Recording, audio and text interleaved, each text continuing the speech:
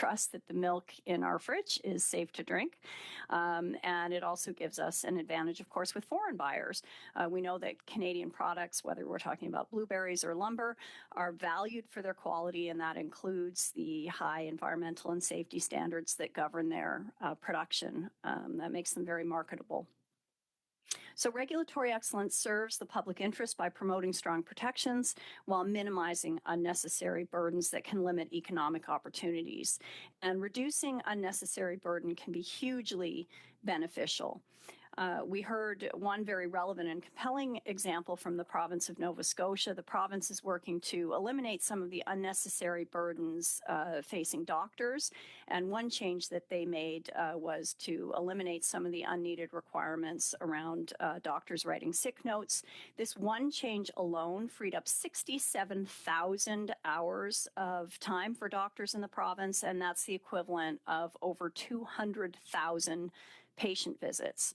So just imagine what a powerhouse Canada could be if we got serious about eliminating unnecessary burdens across all of the interactions governments have with citizens and businesses. The second idea that the committee spent time on is regulatory measurement. Measurement is foundational to accountability and trust, and Canada's regulatory system is in critical need of better measures across the board. We think an early focus of this should be a digitized inventory of regulatory requirements. And the good news is Transport Canada is developing something that could do this job across government. They're developing a searchable database that can do things like identify regulatory requirements throughout the supply chain. So you might want to know for EV batteries from mining to manufacturing how many requirements there are, or maybe you want to know how many different definitions there are for child in Canadian legislation and regulation. The answer is there are 103 definitions for child in 107 Canadian acts and regulation. So an easy-to-search database would save time and allow for better targeting of areas where burden can be reduced and understanding of areas where more regulation may be needed. Of course, we could also track what's happening to the inventory over time. The final idea I want to highlight is consultation and engagement. We believe we need a culture change from one and done consultation to ongoing engagement and continuous improvement throughout the life cycle of regulation. General themes that we heard in our work include the importance of plain language, outreach that starts early, making compliance as simple as possible, and creating easier ways for users to provide feedback to the system. So creating and maintaining those strong avenues for external advice and feedback, and this could, of course, include a third external advisory committee. We think that outside advice supports momentum and accountability around regulatory excellence. So in conclusion, 3 ideas. Regulatory excellence can make Canada more competitive and help with the affordability challenges that are top of mind for households and the productivity emergency that is top of mind for the Bank of Canada. It's an idea that should be championed across government and beyond. Second, we need better measurement to hold ourselves accountable to the idea of regulatory excellence. And finally, regulators need to seek outside advice and stay in conversation with those that they regulate. The External Advisory Committee is a good example of that. Thank you very much. Thank you very much, Ms. Jones. Before we start with Mr. Greco, just a reminder, everyone, keep your earpieces away from your microphones at all times. Mr. Greco, welcome back. The floor is yours. Thank you, Mr. Chair. It's nice to see you again along with members of this committee. And so it's my pleasure once again to appear up before you on behalf of 400 chambers of commerce and boards of trade and more than 200,000 businesses of all sizes, of all sectors of the economy, and from every part of the country. Now, I've already had a chance to share an opening statement with this committee, so I'm really looking forward to the discussion and questions. So I'll keep my opening remarks fairly brief. Having said that, as I mentioned in my last appearance, the regulatory burden is an ongoing issue for Canadian businesses. It stifles business growth and investment in Canada. According to the Organization for Economic Cooperation and Development, the OECD, Canada ranks second last among a group of 31 countries in terms of business investment growth. The relatively poor investment performance of Canada compared to other countries suggests that businesses see less opportunity in Canada, spelling trouble for the country's future economic growth prospects. While our members frequently bring forward specific regulatory challenges, they all lead to a broader general theme. The government is moving too slowly on regulatory modernization while taking a piecemeal approach. As a result, the complexity of our regulatory system continues to stifle economic growth. Canada also has a complex network of overlapping regulations from all levels of government that make a lot of things more expensive and more difficult than they need to be for businesses. Every hour and every dollar businesses spend dealing with redundant paperwork and confusing compliance issues is an hour or a dollar not spent running and growing a business. This is especially true for small businesses, which often lack the specialized staff and financial resources of larger companies to deal with regulation and compliance. Moreover, while some steps have been taken to strengthen interprovincial trade with the launch of the Canadian Internal Trade Data and Information Hub, we have missed opportunities to reduce interprovincial trade barriers. Interprovincial trade barriers cost Canada's economy more than $14 billion each year. Progress on strengthening internal trade is necessary to reducing barriers, ensuring an open market, and the free flow of people and goods across Canada. But regulatory modernization does not mean deregulation or lessening of environmental, labor, safety, or any other important societal standards. Rather, it means writing regulations smarter, more efficiently, and in a manner that focuses on economic growth and business investment. Now is the time for the government to move boldly and urgently on a collaborative, transparent, whole-of-government approach to regulatory reform. The three recommendations I put forward in my last appearance were as follows. First, the government must move to implement an economic and competitiveness mandate to federal regulators. Second is regulatory alignment across domestic and international jurisdictions. And finally, the government should pledge to provide regulatory certainty to businesses. The Canadian Chamber, though, also recently submitted recommendations to the President of the Treasury Board regarding the reignition of the Canada-United States Regulatory Cooperation Council, RCC. Our relationship with our most important trading partner is of the utmost priority, and it was good to see yesterday that Canada and the United States reaffirmed their shared commitment to regulatory cooperation.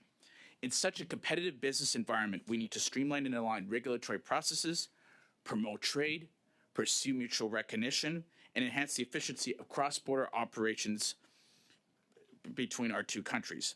A reinvigorated Regulatory Cooperation Council will do just that, while promoting Canadian prosperity, sustainability, and safety. With nearly $3.5 billion of trade crossing our border every day, we must do everything that we can to ensure regulatory alignment will support further growth in trade and market access. That said, I cannot stress enough that for Canada to be a competitive trading partner globally, we must have our own house in order. This will require not just regulatory harmonization with the United States, but addressing the web of overlapping regulations between Canadian jurisdictions. As I said previously, when regulations are more consistent between jurisdictions, businesses are better able to trade within Canada and beyond.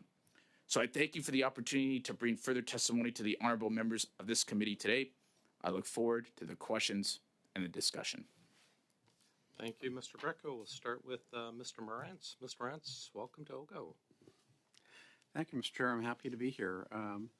Mr. Greco, perhaps I'll start with you. I have in front of me a letter that was written May 9th, signed by Mr. Beattie, the head of the Canadian Chamber of Commerce. And in the letter, he comments at length about the budget that was delivered, and in particular the increases in the capital gains inclusion rate, which are in self-regulatory in nature, as the Income Tax Act is. In the letter, he says, as national industry associations representing Canadian companies committed to growing our economy, investing in this country, and creating more opportunities for Canadians, we are alarmed to see these goals threatened by Budget 2024's proposed increase in the capital gains inclusion rate. The increase in the inclusion rate to 67% is deeply concerning to Canada's business community writ large. He goes on this type of line of argument. And then he says the assertion that the increase in the inclusion rate to 67% will only affect a small percentage of wealthiest Canadians is misleading. I'd point out that he signed it, and along with him, signatories are Dan Kelly from the CFIB, Mr. Arby from Canadian Manufacturers and Exporters, Kim Furlong from Canadian Venture Capital, Sherry McNeil from the Canadian Franchise Association, and Dave Carey from the Canola Growers Association. Do you stand by those comments made by Mr. Beattie? Yes, we do. And so I think there's a few things. I think the tax increase, I think, is a series of new taxes that build a lot of uncertainty and investment. I could tell you one example. One of the small manufacturers that I deal with, is now caught in the middle of the capital gains tax. He was looking at doing an expansion, and he was dealing with a secession. And as a result, now because of the capital gains tax increase and how he's caught in that threshold, now he has to relook at his succession plan, and he has to look at new investments in machinery, equipment, and technology. And I think, at the end of the day, we want a competitive business environment, but we can't have, a series of web of carve-outs and different caveats. We need to look at ending our tax and spend politics and really look at broad-based tax reform to ensure innovation, growth, and investment. I hate to cut you off. I want to make sure I have a few more questions I want to make sure that we get in. One of the things that is of great concern is this point about the small percentage of people. So I think it's important for politicians of all political stripes to understand that most small businesses are not sole proprietorships. In other words, people don't own the assets directly. They're owned through companies. This change is inherently unfair because you could have two exactly the same businesses. You could have a hair salon that's owned as a sole proprietorship right next to one that's owned in a small business corporation. One gets the $250,000 exemption and the other doesn't. So if you count those people who are no different, they're no different than the sole proprietors, it's way, way higher, is it not? Yeah. Absolutely it is. But I think that's why we have to look at simplifying the tax system as a whole. It's why we've called for comprehensive tax reform for the interests of Canadians. And otherwise, if we have to look ourselves, not only when we look at fairness, it has to look at for all sizes of businesses, generational fairness, and we have to look at what actions we want to take today so we're not sacrificing economic opportunity and prosperity. So I think it's important to understand that this change was made by way of a motion, not by a law. There will be implementing legislation that will come probably in the fall. Is it the intention of the Canadian Chamber of Commerce to stridently argue that the government should withdraw these changes and not make an increase to the capital gains inclusion rate? Is that the position of the Canadian Chamber of Commerce? Will they do that? Yes, it is. Thank you very much. Thank you. Now, if I might switch in the time I have left, Mr. Chair, to Ms. Jones. Same questions to you. Your organization issued a fairly damning press release about the budget. What is the Business Council's position on the increase in the capital gains inclusion rate? Do you plan to stridently argue against it before the implementation legislation is brought by the government? We're still looking at the capital gains inclusion rate. Certainly have heard from some members, particularly in the biotech sector, that they have concerns. So we'll be looking carefully at that. And our broader concern in terms of what's going on in our budget is that the GDP per capita numbers are looking very bleak in Canada. And that's a great point. We've lost a decade. Yeah.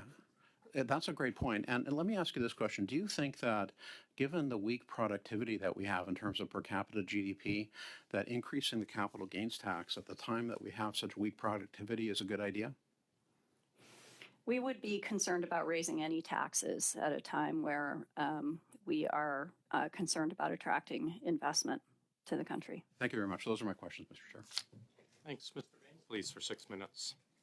Thank you, Mr. Chair, and thank you to Mr. Greco and Ms. Jones for joining us today.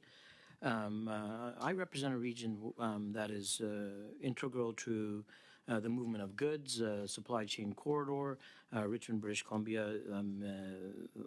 It's a part of the Port of Metro Vancouver network, largest port in Canada, and we know that there's an expansion coming I want to talk a little bit about improving the efficiencies there through regulatory reform that you can maybe speak to, and I'll maybe go to Mr. Greco first.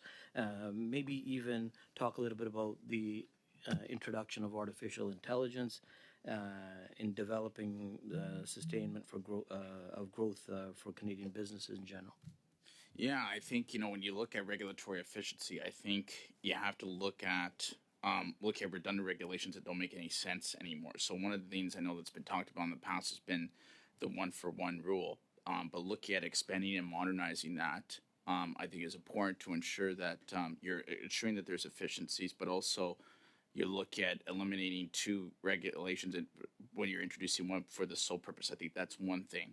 But secondly is as I mentioned in my remarks, is removing internal trade barriers and looking at a national corridors fund expansion. We need to do investments in that because for our transportation lines, our transmission lines, we need to deliver products, technologies, machinery, equipment, and technology, whether it's the British Columbia or elsewhere, to ensure that you're having that efficiency.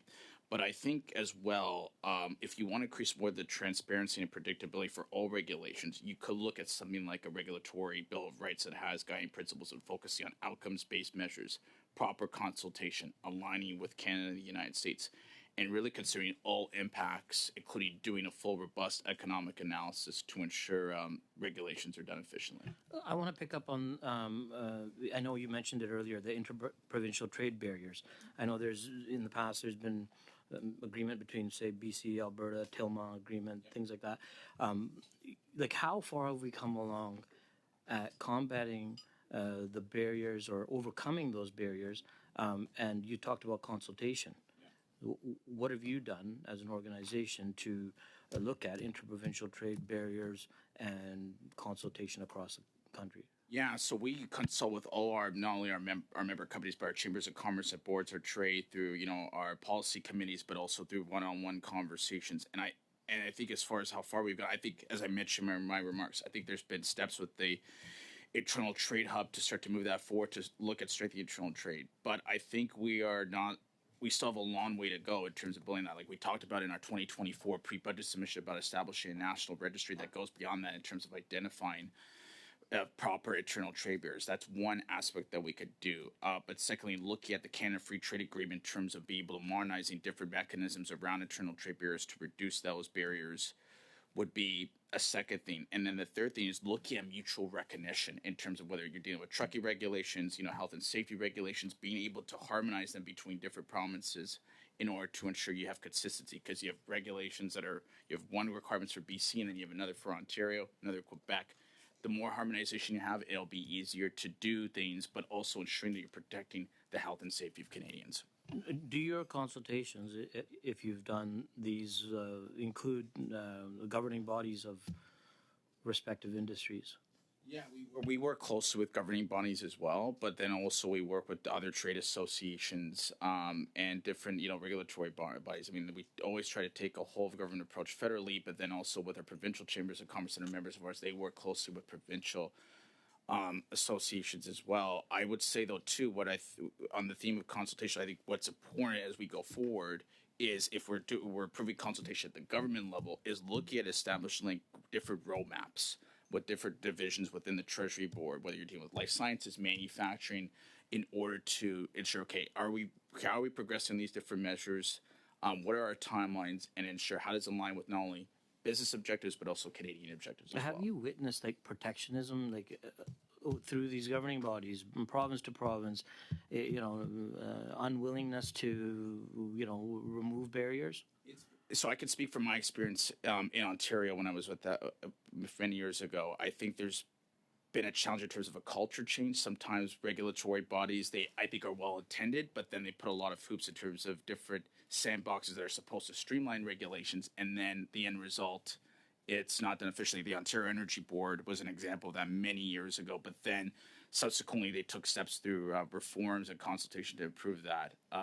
It's a work in progress. I don't want to leave Ms. Jones out. She, of course, is representing the province of British Columbia. If I can ask you the same question around the trade barriers province to province, Could you maybe touch a little bit on that, on the work that you're doing? Yeah, first, I might like to touch on your other question about AI. And we did hear one really good example at the External Advisory Committee. The City of Kelowna is doing a pilot where they're looking at taking housing approvals from, weeks and months to a matter of seconds for those basic approvals. And again, another example of how working towards regulatory excellence can deliver better outcomes for Canadians, because those staff that were working on those approvals at the City of Kelowna can now be working on more complex approvals. And so that's an example of a win-win. And I think we do need to look at equipping our regulators to be world-class in Canada. In terms of your question about interprovincial trade, I don't think we're making nearly enough use of mutual recognition. So we tend to approach these things one at a time. Let's look at why we have different standards for first aid kits in every province. And okay, we'll spend 2 years aligning those standards. It's a very inefficient way to go about removing barriers, but just saying, look, gravity works the same whether you're in one province or another. And so we're going to mutually accept that if you're in compliance with one province's standards, that's good enough for another province, unless there's a good reason not to, and then we'll negative list. That would be a way better approach to accomplish more faster across Canada on the interprovincial trade front. Thanks. Thank you. I have to cut you off there, Ms. Jones, because we're out of time, but I'm sure Mr. Baines will expand a bit more on this next round. Mrs. Vignola, please, for 6. Merci beaucoup. On to Ms. Vignola. Thank you, Mr. Chair, Ms. Jones, and Mr. Greco. I'll start with Mr. Greco. Or have you found the appropriate channel for interpretation? Fantastic. I'd like to talk about the capital gains and the exemption for businesses before making a certain amount of capital gains. They will be charged 60%. That amount of capital gains for companies is, do you know how much it is? I don't know at this time. 3,5 millions. So it's 3.5 million. Before 3.5 million, it is the same capital gain rate.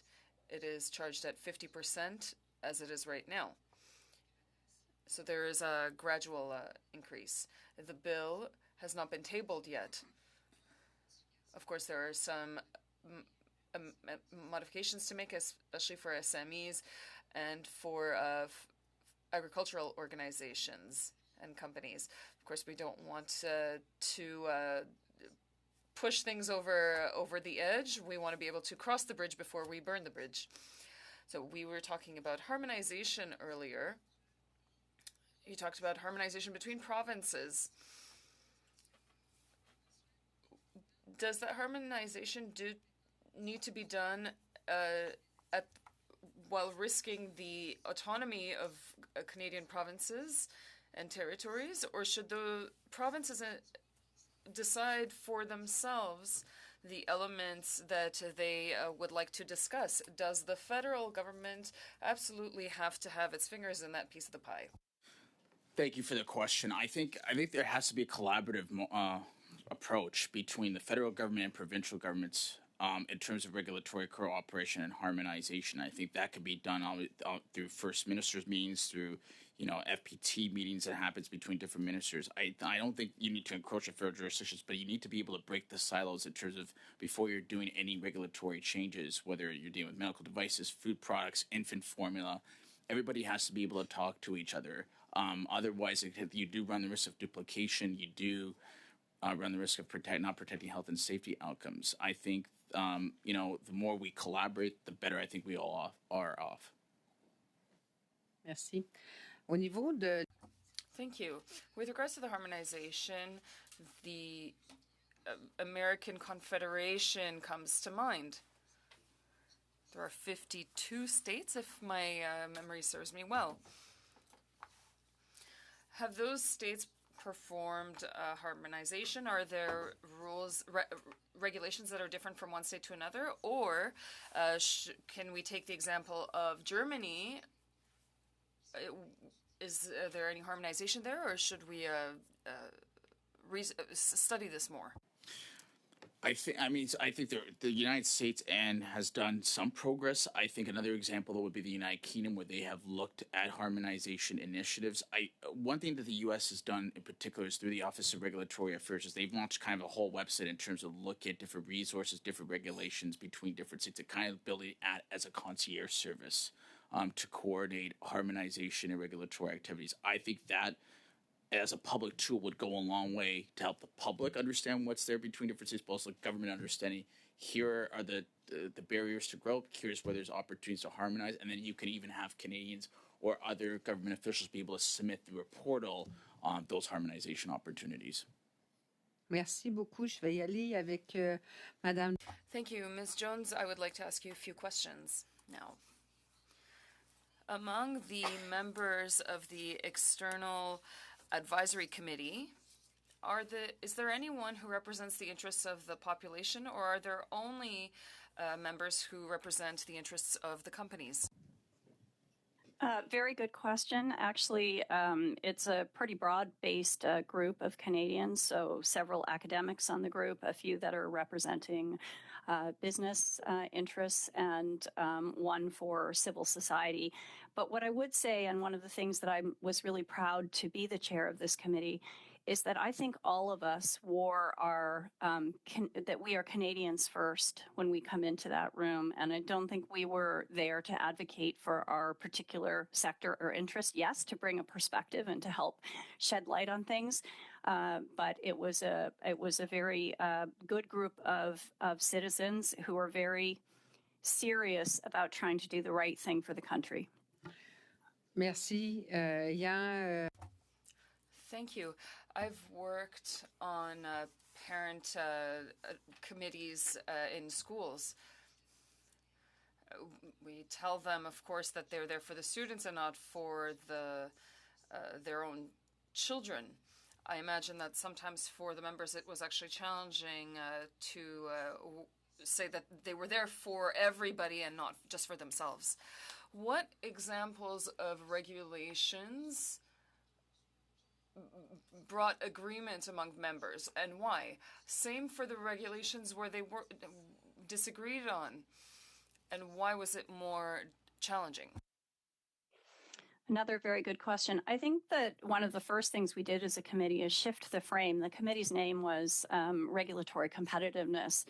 We agreed very quickly that that might put too much emphasis on the need to kind of reduce, that might not be the right balance between protection and minimizing burden. And so we changed our focus to regulatory excellence, which is really about those high standards that Canadians value and want, as well as minimizing the unnecessary burdens. And we really think that it's an and proposition. That's what we want to do, is to maintain those high standards and minimize burdens where possible.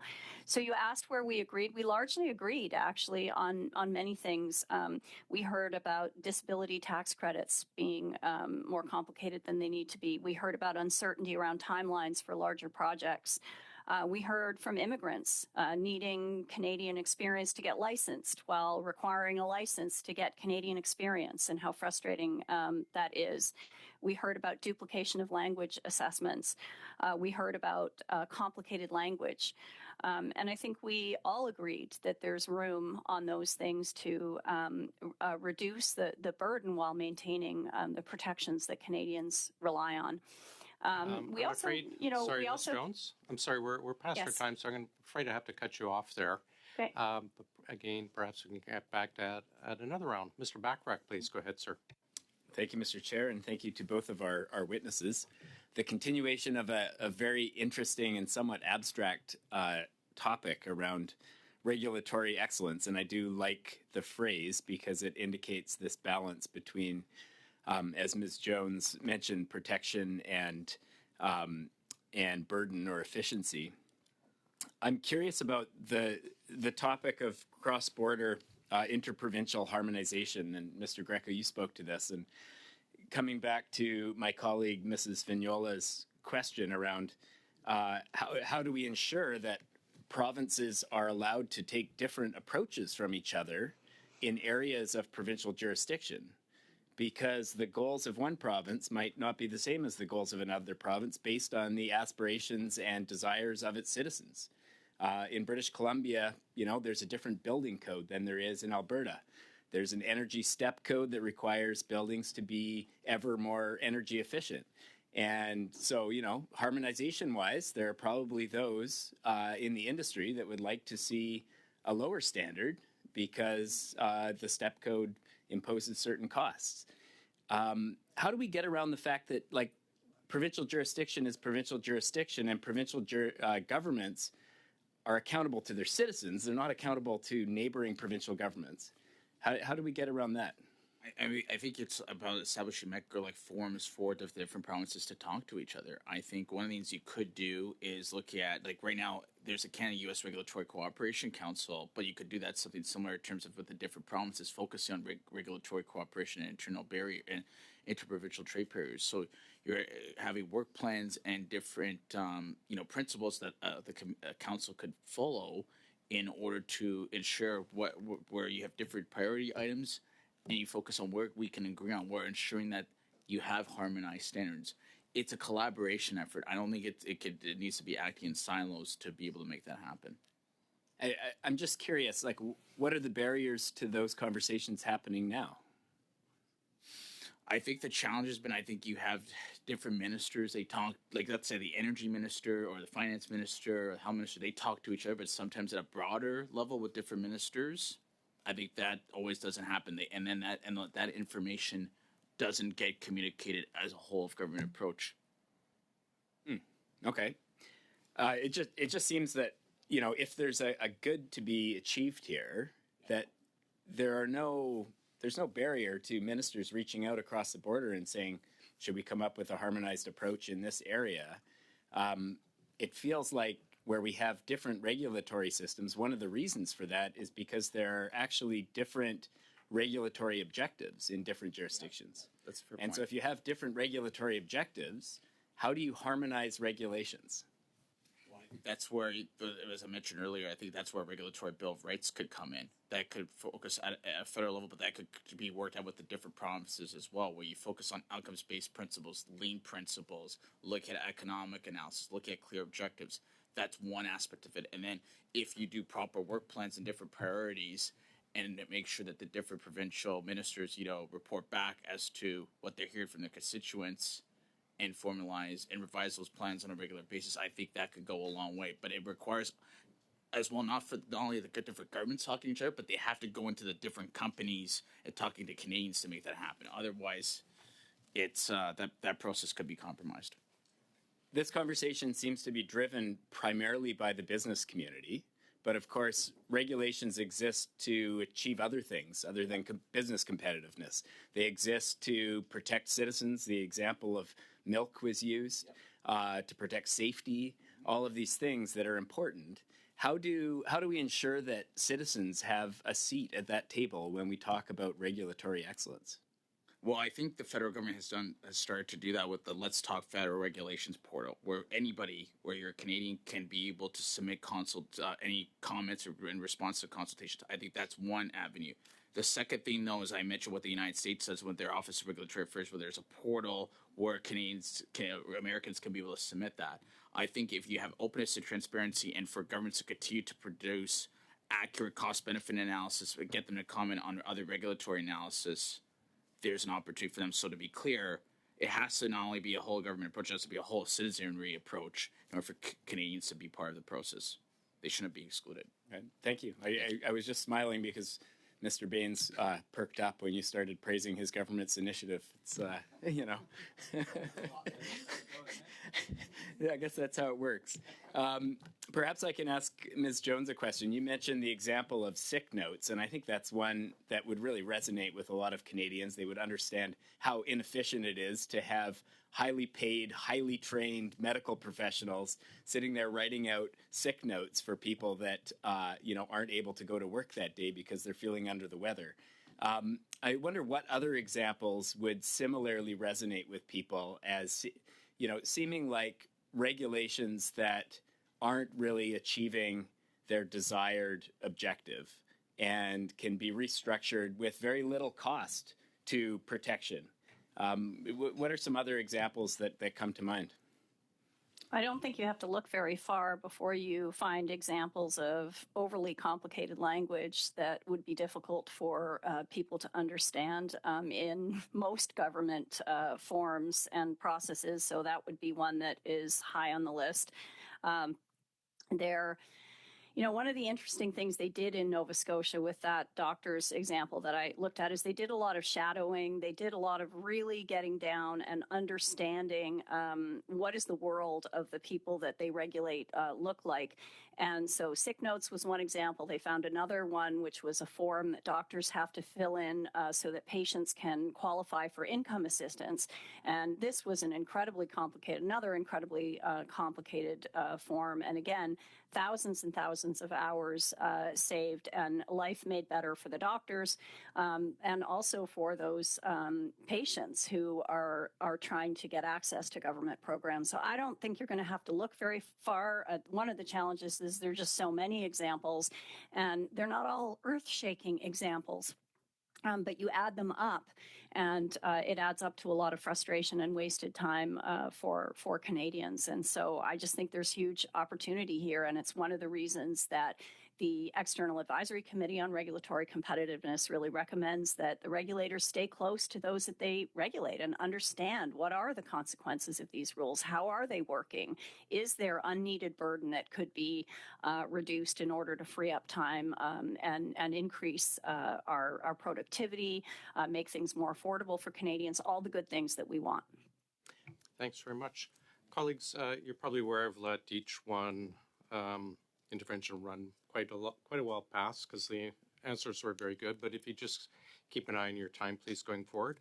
Mr. Lawrence, welcome back to OGGO. The floor is yours. Thank you, Mr. Chair, and it's a pleasure. I'm going to follow up a little bit on the questions that were asked by my colleague, Mr. Morantz. And so I want to talk specifically, we'll start with some of the claims that the government has made with respect to the capital gains increase. One of their claims is that only 0.13% of Canadians and that 99.87% of people will be exempt from this tax. What does the Chamber of Commerce feel about that? And also, what are you hearing from your members? I think we're hearing from our members. I think there's a lot of frustration right now in terms of these carve-outs being happening with these tax and spend policies. Frankly, I think I think we all want to have fairness in the tax system. We understand that there needs to be taxes that are paid, but as a result of this tax, there's a risk of losing productivity, losing investment to the south of the border at a time where in 12 out of the last 15 quarters, our productivity numbers are down. We've virtually had almost no GDP growth. Right. And our GDP per capita, depending on which metric you use, is down 7 out of 8 quarters, which is really our income per Canada. And just to maybe further on that, what does your organization, what do your members think the impact of the capital gains tax will be on productivity and GDP per growth? Right now, I don't think it doesn't help it at all right now. And I think right now, the fact is, going back to 2018, the level of productivity, we're back to where we were back then. And then we've had no growth. As I mentioned in my remarks, we're the second lowest in the OECD in terms of business investment. And when you look at the ease of doing business according to the World Bank, we were 6th in 2006. Now we're 23rd. So we've got some difficulty. Speaking of ease of doing business, one of the I think the underreported stories with respect to the capital gains exemption is how much more complicated that the government has made it. So, for example, if in fact you sell your business, you're going to pay at least 4 different inclusion rates and probably a couple of marginal rates of tax difference. So on one transaction, you could be paying tax at 6 or 7 different rates. Because you've got capital gains exemption, the $250K exemption, you've got the Canadian entrepreneurship, and then you've got the full rate. What's your organization's thoughts with respect to the current complicated state of the Income Tax Act and the capital gains increase and making it more complicated? Well, we feel that the tax system is completely too complicated. It's why we've called for comprehensive tax reform. And I think having a Royal Commission to be able to develop on that and look at it and focus on outcomes-based measures. Right now, with the tax system as it is, SMEs are not encouraged to be able to grow and scale up. right? They should be rewarded in terms of if you're willing to invest. And with with how the Income Tax Act is structured right now, there's no incentive because then they're paying more taxes. Whereas when you go to another U.S. state with lower taxes, they're more incentivized on top of different incentives that they have made available with the Inflation Reduction Act and other avenues to help them do business. One of the challenging or issues that I've seen that's most troublesome is actually not the technical provisions, but sort of the attitudinal direction of this government. You've heard this really like ramped up, torqued up rhetoric about people who are successful, who are being demonized, business owners, job creators. Those are some of your members, and many of them aren't rich. If in fact, and I want to get those specifics here, so if in fact your members had more capital, isn't it correct, Mr. Greco, that they would use that money to create jobs, reinvest in the economy, and even make additional charitable donations? It's not just jobs, it's also investment in machinery, equipment, and technology, particularly in manufacturing, be looking at automation. But this has to be a whole, it can't be a partisan affair. All the different parties have to be able to come together to make this happen. If we don't have jobs, it affects Canadians in terms of getting there, whether an appliance delivered in Quebec or be able to get good essential goods they need in the event we have either future crises or just even simple food and other basics for Canadians to be able to deliver. So, yeah. In the past, the Chamber of Commerce, amongst other business organizations, has been successful in backing progressive liberal governments off of some of these punitive measures they put in place to hurt the economy and ultimately the most vulnerable. Could you tell us, do you have any plans to launch websites, to have media campaigns? And if you don't, I think now would be the time to start. And you've got 5 Liberal members here. You should tell them exactly the impact this is going to have on the Canadian economy. I think we've got enough time for a yes or no answer. We're working on it. Thanks. Mr. Sousa, go ahead, please. Well, thank you for the opportunity to have a discussion about being competitive. That's the whole point. Absolutely. Try to lessen the cumulative burden on regulation, but at the same time, enhance the ability for Canada to be an attractive place to invest.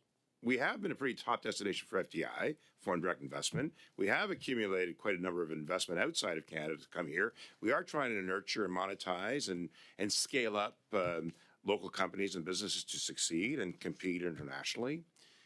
And that also means having a carbon pricing system in place that enables us to compete because of trade requirements, because they're built into the trade requirements to have carbon pricing put in.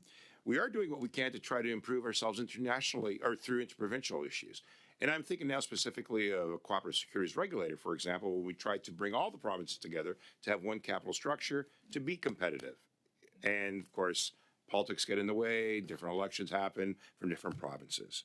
So we're on side with making Canada competitive. We're on side with making Canada safe. Yep. At the same time. We're on the same page, I believe you are, to not have political interference when it comes to regulation, like the Bank of Canada or the Ontario Securities Commission or the provincial regulatory systems, right? We brought in FSRA, Financial Services Regulatory Authority, from FSCO, arm's length to keep political interference and rhetoric out of the system to protect the interests of consumers as well, because there's that built into it. So we're all trying to do that, and your recommendations are good. Those recommendations made by the other witnesses were also important, because dialogue is important here. 100%. So tell me, do you know what the proposed capital gains rate is going to be for the United States? Do you know what they're doing? Are you aware of what our competitor is trying to do with capital gains relative to what Canada's doing? Well, I understand what you're saying, but I also think you can't just look at the capital gains. You have to look at everything else that the United States. Absolutely, and that's why I started how I premised my question. Right.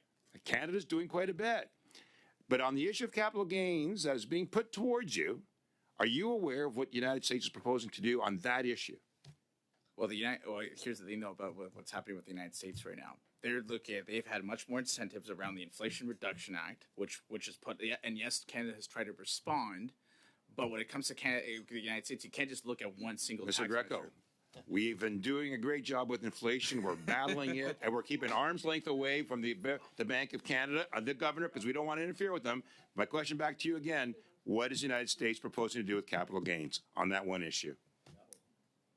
What are they proposing to do? In terms of being competitive with Canada, what are they going to do? But I don't think you can look at one single. I'm asking you that one particular question, Mr. Greco. What are they going to do? I think the reality is you can't just look at one single tax measure. But you are looking at it when you're responding to the questions of regards to capital gains. 33% of capital gains is tax-free in Canada, or will be continuing to be so. 50% of that will still be tax-free for revenues up to $250,000 or more annually, not just at a one-time basis. And of course, entrepreneurs are going to get $1.25 million lifetime exemption in the sale of their business.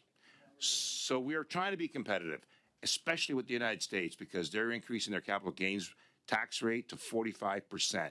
Canada will not even be close to that. Having said that, though, Mr. Souza, like I know a lot of the one example I mentioned on SMEs, though, like there are a number of small businesses that are captured into the capital gains tax that had a plan to invest, and now they're having to look at scrambling in terms of looking at different succession plans, looking at the different tax structures. So, and these SMEs are not necessarily, they're not wealthy, they're not the richest of Canadians, and they're trying to make ends meet. We need to support. Sorry, I'm not sure how much time I have, Mr. Chair. 1 minute. We need to support them. We need to support SMEs. We need to support entrepreneurs. We need to support startups in Canada. We need to enable them to succeed. And in so doing, we need to provide, and we are offering a number of other opportunities to support that. Partly, in doing so, we have had exemptions and we've had some tax reductions well beyond that in the United States for SMEs. Your point about the escalation from SME to corporate and that tax differentiation that you were referencing earlier, those are things that we need to support as we go forward. Yep. But I'm just trying to remind you that Canada needs to be competitive on all fronts. And those issues are being taken into consideration as we proceed. And the inclusionary rate provides for a huge benefit at the 250 mark and 500,000 if they have double, if it's husband and wife on entrepreneurs. But the beneficial ownership that is not applied to trusts and to small businesses, that'll still be at 33% tax-free benefit, I think which will be well, I'm afraid well I have to interrupt. That is effective our time. with the United States, is my point. Mrs. Vignola, please. I'm just trying to rectify. Merci beaucoup. Thank you, Mr. Chair. Mr. Greco, I had some economy courses. I even taught some. It's been a long time, however. If my memory serves me well, the GDP is the revenue generated for each hour of work. And if I remember correctly, it may be influenced by, for example, having less employed people, more people with precarious jobs with lower income, perhaps more and more people who have less qualified works or who don't have diplomas. Of course, regulation can also impact the GDP. The time somebody will spend filling out paperwork is not going to increase their income. It can happen, but it might take some time.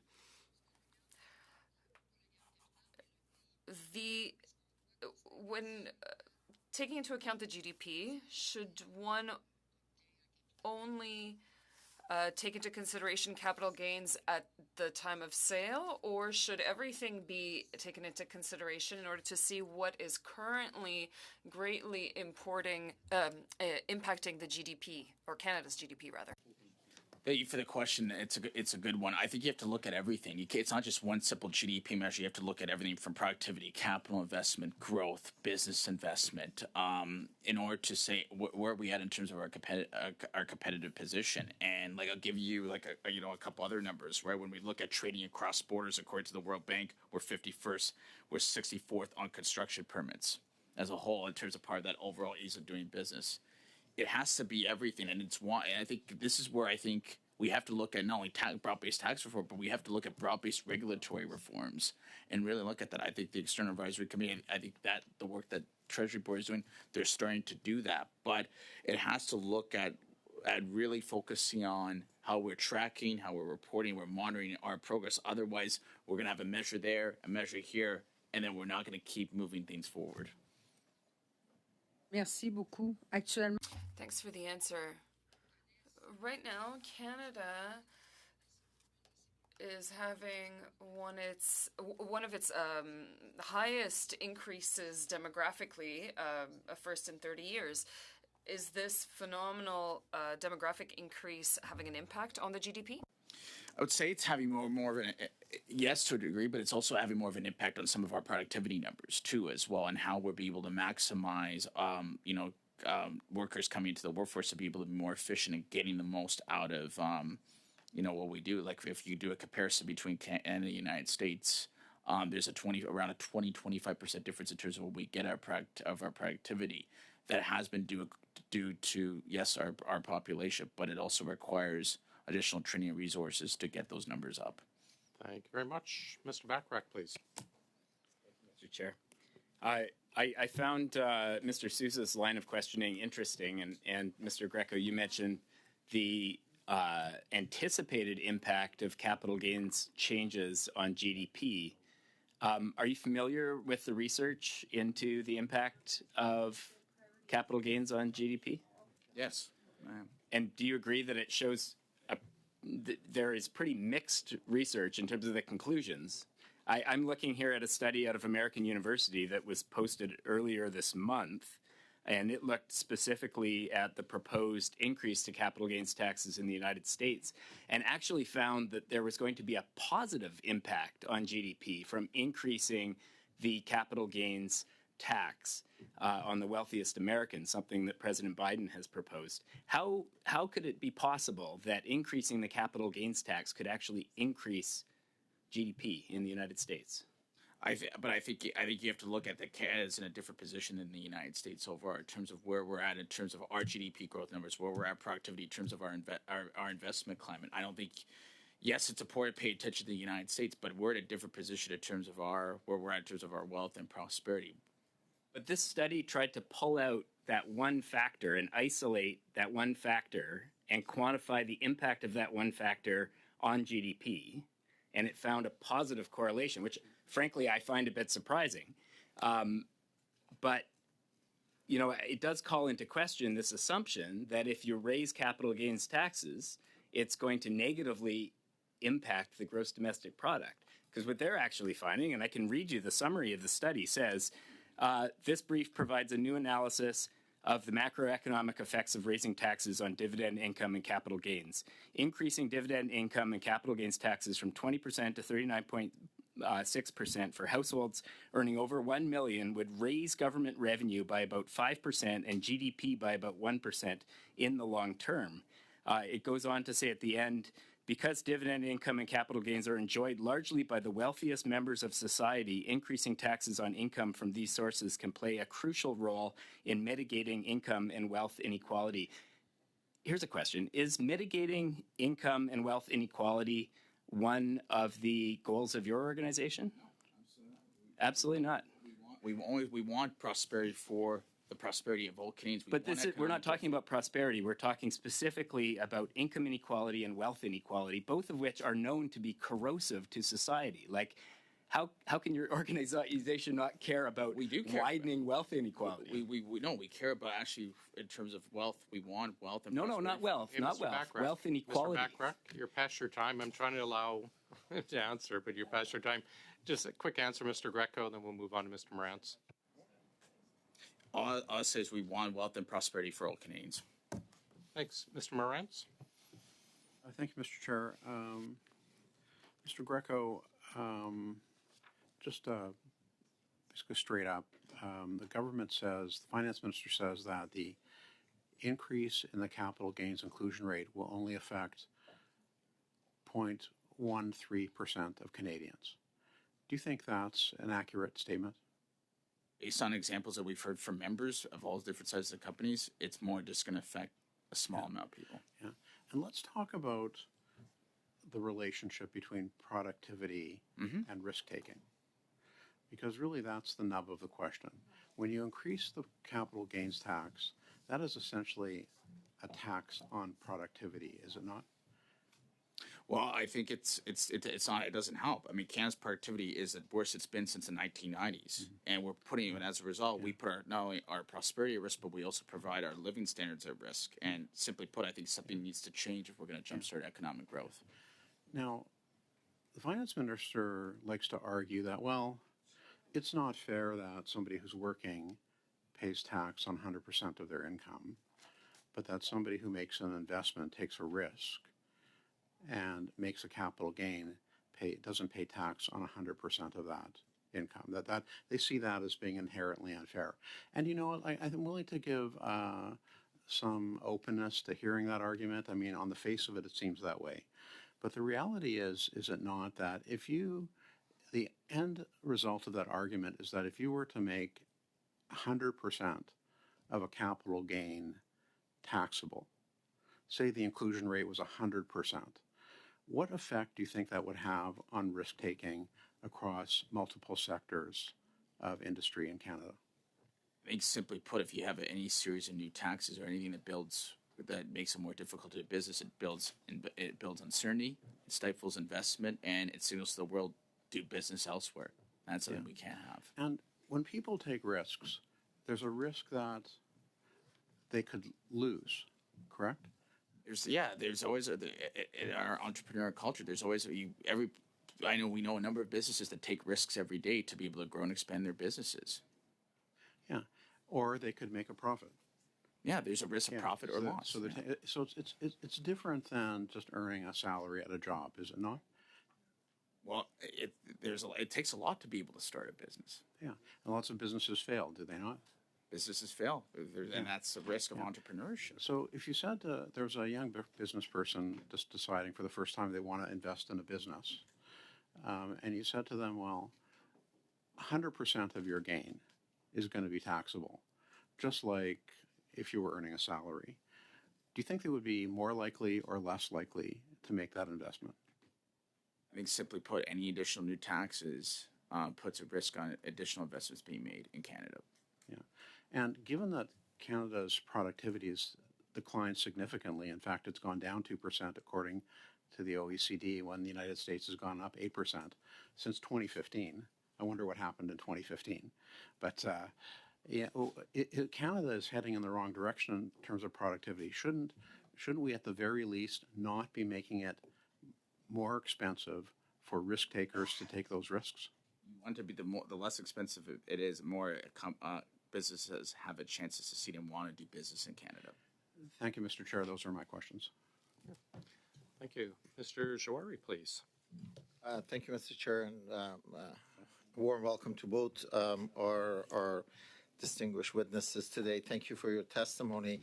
I'm going to go back to productivity and capital gain, although I had a completely different question, but I believe it's worthy to make some clarification. I'll start with you, Mr. Greco. Can you tell me, in your definition, what does productivity means? Yeah, I think in terms of productivity, it's being able to have more efficient, get the most out of our workers to be more efficient, to be able to produce more goods and services in Canada. Okay. Can you give us a history of where the inclusion rate has been, let's say, since 1980s, through 3 or 4 different governments?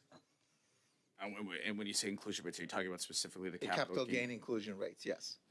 So, for example, during Mulroney's time, during the Chrétien time, during the Harper time, and during the Trudeau's time. I would have to get back to you on that. I don't have the specifics on that. Okay, look, I'd like to submit in that actually during the Prime Minister Mulroney, which I admire a lot, the capital gain inclusion rate was at 75%. Then it was brought down to about 50%, and it was continued until now. That's been increased. Do you have any idea how that inclusion rate increased from 50% to 75% during Prime Minister Mulroney time? How did it impact productivity? I don't have the specifics on that. I mean, that's something that I would have to work with our senior director of tax person at the Canadian Chamber, and I can get back to you on that. To let you know, the highest productivity rate in recent history occurred during the tech boom of 1990s. And that's when the inclusion rate was actually at the highest. So can you explain to me how an increase of 16% inclusion rate for a high-tech company, which is in the growth stage, with that many allowances to be able to exclude it from taxes is going to impact productivity. So how does it reduce the productivity? Because you just said the productivity is basically the output of an individuals who are working in that economy. How is that going to impact it? I think you can't just, you have to also look at just the overall environment is to be able to invest in people, in processes, in technologies. That all ties into productivity as well. And if it's simply put, if it's more expensive to do business and it's higher business costs, it impacts. There, I can hear again. It impacts ability to be an investment in do investments in productivity. You can't make it more expensive to do so. Inclusion rate only comes at the time that you're actually divesting. During that time, there's nothing stopping any organization from investing and growing the company, because at the end of the day, what they want to do, they want to grow the company, and they realize that $3.5 million of free tax. So I'm at loss, and probably Ms. Jones might be able to intervene on that one to help clarify some. My apologies, but my audio failed temporarily. So I know you were asking about productivity, but perhaps you had a more specific question. Just trying to understand the relationship, the adverse relationship as claimed between the productivity will go down because now we have a 16% inclusion rate for a small business or for a corporation after about $3.5 million exemption. So I'm trying to understand how that's impacting the reduction. How is the diverse effect on the productivity? Yeah, I mean, I would be more expert in productivity as it relates to regulatory, as it relates to the regulatory topics we're talking about. And productivity, simply put, is, the amount of output per worker. The more efficient we can be, the more we can produce, and that then translates into being able to be paid more, which is something that's important for all Canadians. So productivity is a concept that sounds boring, but actually is very, very important to all Canadians. And so when it comes to the regulatory side of things, making sure that, of course, we need rules to keep us safe and protect the environment, but making sure that we are kind of doing almost a minimum dose, like the rules we need to do that without going overboard, that will help lift productivity. And making sure our taxes are reasonable so that we're competitive is also important for productivity. So because when taxes are too high, then employers don't have as much to invest in equipment that helps make us more productive and able to produce more per hour and then get paid more per hour. Thank you very much. Mrs. Kusi, please. Thank you very much, Mr. Chair. Mr. Greco, the last time the Chamber of Commerce was here, on April 10th, I asked you a question on the impact of $2.5 billion that was promised in carbon tax revenues that was not returned to small businesses since 2019. In Budget 2024, the Minister of Finance stated that she has now created the new Canada Carbon Rebate for small businesses, which will now return this $2.5 billion to small and medium-sized businesses. Do you think it's disingenuous for this government to present money it's already owed to these businesses as new funds? Thank you for the question, Ms. Cruz. I think at the end of the day, we want to look at how it is to be more affordable for Canadians. I think what we've said is any carbon tax revenue for SMEs, it has to be returned back to revenue to help with machinery, equipment, technology to help small businesses be able to grow. At the end of the day, though, there needs to be, if we're not having affordability in the minds of Canadians, it's a challenge. But at the end of the day, we do have companies that have made investments for net zero, and that has to be protected as well. Thank you. I think, unfortunately, this is a theme with this government. Are you concerned that this will be a one-time commitment and the government will not continue to return what is owed to Canadian small businesses because it does not provide a future path within this budget? I think at the end of the day, it goes back to what I said. It's about affordability, and everything we're talking about today. It needs to go back to our overall tax system as a whole. If we don't do comprehensive tax reform, then we won't have companies be able to prosper and grow. It's long past due to do that. Another organization that has testified at this committee, the CFIB, has stated that small businesses pay about 40% of the carbon tax, but are only eligible for approximately 5% of the rebates. This is already a decrease from the previous 9% that they could claim. In your opinion, how would this impact Canada's productivity and the ability for small businesses to grow?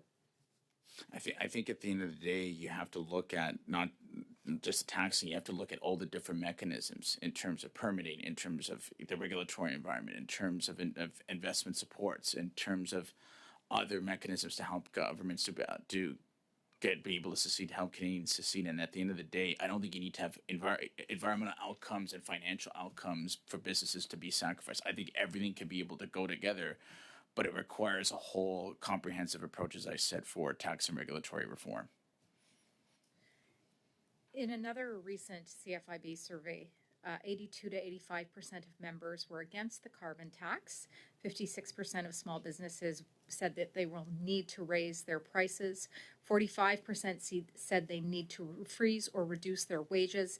And 33% have less capacity to invest in environmental initiatives and reduce their emissions, something that this government has tried to claim as their flagship. Do you feel this carbon tax is effective when it's only increasing costs on small businesses and preventing a third of businesses from investing and reducing their emissions? I think at the end of the day, Ms. Kuzi, I think when you look at investments for small businesses, I just think they need to have a better environment to do business in Canada, simply put. Yeah. In your opinion, how will the continued increase in the carbon tax impact Canada's current cost of living crisis when 56% of small businesses are raising prices while also freezing or reducing wages? I think, again, it's looking at a much more competitive business environment for Canadians. At the end of the day, I think at the end of the day, government has to be able to get out of the way and make it easier to do business. It's about getting the fundamentals right for Canadian businesses to succeed. I'll turn back to the questions as raised by my colleagues in the first two rounds. In a letter to the Minister of Finance on May 9th, the Chamber of Commerce stated that generational fairness should consider the actions we are taking today at the expense of our future prosperity. You also state that this measure will not this measure will limit opportunities for all generations and make Canada a less competitive and less innovative nation. What specifically will be impacted by the increase of the capital gains tax? I think when you look at generational fairness, you have to consider the actions we are taking today. And based on what has been proposed, it's at the expense of our future prosperity and our economic opportunity, right? I think we've had a point right now, we've had a lot of complicated different tax measures, different carve-outs, different caveats. And that's just made, I think we have to get away from that. Otherwise, we're undermining innovation and growth in Canada. So in your opinion, will this only impact Canada's most wealthy, or will this impact middle-class Canadians as well? In our conversations with members, we have a number of small businesses that have been affected by this, and it's not just the wealthiest of Canadians. It is affecting small businesses who are trying to look at new investments in Canada and are not part of the wealthy 1%. Thank you very much. Thank you, Mrs. Kusi. Mr. Kusmirchuk, please. Thank you, Chair. I wanted to talk actually about the red tape reduction study, but I'm going to bite on this conversation here that we're having. The average pay of the top 100 CEOs in Canada is about $14.9 million. It is 246 times the average worker salary in Canada. So we hear a lot about fairness. We hear a lot about fairness today, and we also heard about inequality. So explain to me how I can explain to a nurse or a teacher or an electrician or a carpenter in my riding why their salary, their employment income is taxed at 100% of their income is subject to tax, whereas a top CEO earning $14.9 million and who has investments in stocks and that they're selling or real estate or cottages, that those capital gains are only taxed or subject to 50%. Help me to explain that to my residents, how that is fair. That a worker, like a nurse, a teacher, a carpenter, a welder, 100% of their employment income is taxable, is subject to tax, whereas a CEO that is earning $14.9 million, 246 times the average salary of an average worker in Canada, why their investments, whether stocks or real estate, is only 50% of those investments of that profit is subject to tax. How is that fair, sir? I think you have to look at overall generational fairness. I don't look at picking and choosing. It's about what this means for everyone, and about what we look at a future. Like, I know a number of small business owners who are not part of the wealthiest Canadians and have made invest that are caught up in this. I think at the end of the day, though, I think we have to get away from these carve outs. I think we have to look at what's fair for all Canadians, and that's where it goes back to what I said earlier. It's about a comprehensive tax reform that we have desperately needed, something that our organization has called for to help all Canadians and all businesses for communities. It's not about one group or the other. Sir, we had a much more fair capital gains system under Conservative Prime Minister Brian Mulroney, when the capital gains inclusion rate was 75%, the highest in history. And it was mentioned today to you that neither productivity or innovation suffered. In fact, Canada experienced the highest productivity and innovation at that time with the tech boom of the 1990s. So tell me, how do I square that? Simple. A simple and fair and principled tax system that works in the best interest of Canadians is the way to go. It's why I think we need a nonpartisan effort for all political parties to commit to comprehensive independent review of Canada's tax review system. And it cannot be politicized. It has to be for all parties to come together to work in the best interest of Canadians. But Mr. to make Greco, this happen. answer me this question. Why is Galen Weston have a lower marginal effective tax rate than a plumber, a teacher, a nurse, a welder in my community? And how is that fair? Again, at the end of the day, we have to look at generational fairness, that we have to consider the actions that we want today. Do we want future prosperity? We want economic opportunity to be for the benefits of Canadians. If we don't have jobs, if we don't have prosperity, if we don't have investment in Canada, then it affects all Canadians and it affects our ability for Canadians to get what they need at the end of the day. Mr. Greco, is it a good thing? Is it a good thing? I'm going to ask you some questions. Is it a good thing that we introduced the child care plan that is saving moms and dads, employees that are working for the companies that you represent, $10,000 a year on average? Is that a good thing? And also, because of that child care, they're able to take that job or able to go to school and improve their skills. Is that a good thing for your organizations and the companies you represent, that child care plan? I think there have been positive steps that have been taken with government in terms of child care. So doesn't it make sense to ask the wealthiest in Canada to pay a little bit more so that we can continue to provide child care and save moms and dads $10,000 a year on the cost of child care? Is that not fair? Is that not a good thing? Again, I think you have to look at simplifying the tax system. We can't have a reliance on tax and spend politics. It undermines growth, it undermines investment, and it undercuts future generations.